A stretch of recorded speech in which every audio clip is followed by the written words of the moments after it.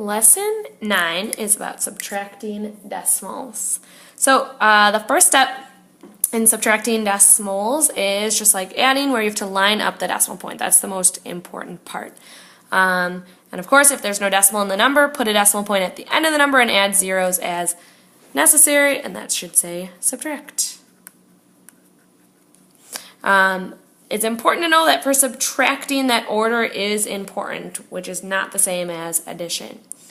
So first problem we want to look at is 88 and 39 hundredths minus 20 and 8 tenths. So I have to do this first number to start off. So we've got 88 and 39 hundredths. I'm going to line up my decimals. The 20 goes to the left, the 8 goes to the right. And then with subtracting, I want to make sure I add those zeros.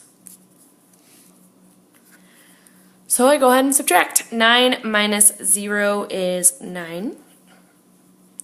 Can't do 3 minus 8, so I have to borrow. The 8 becomes a 7. 3 becomes 13. 13 minus 8 is 5.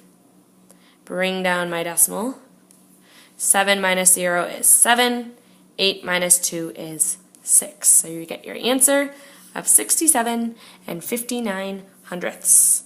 Always be thinking about if your answers make sense. Well, this is about 88 minus about 20 or 21, which should get you right around 67.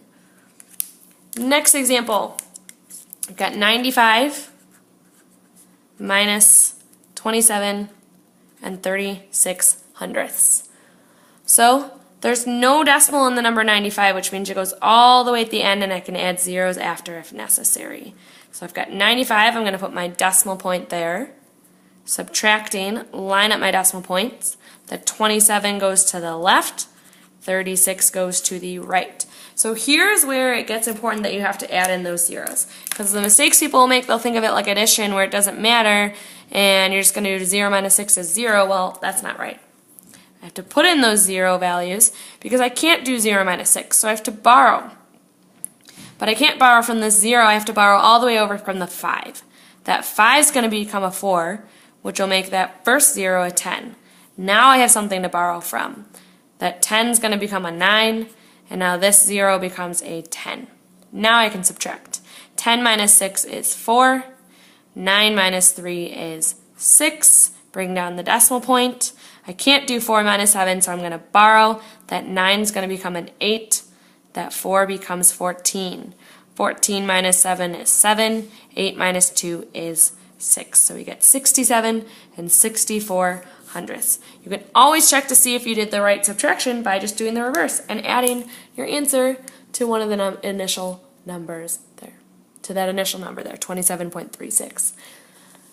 And then last one I want you to try on your own. So we've got 38 minus 27 and 68 hundredths.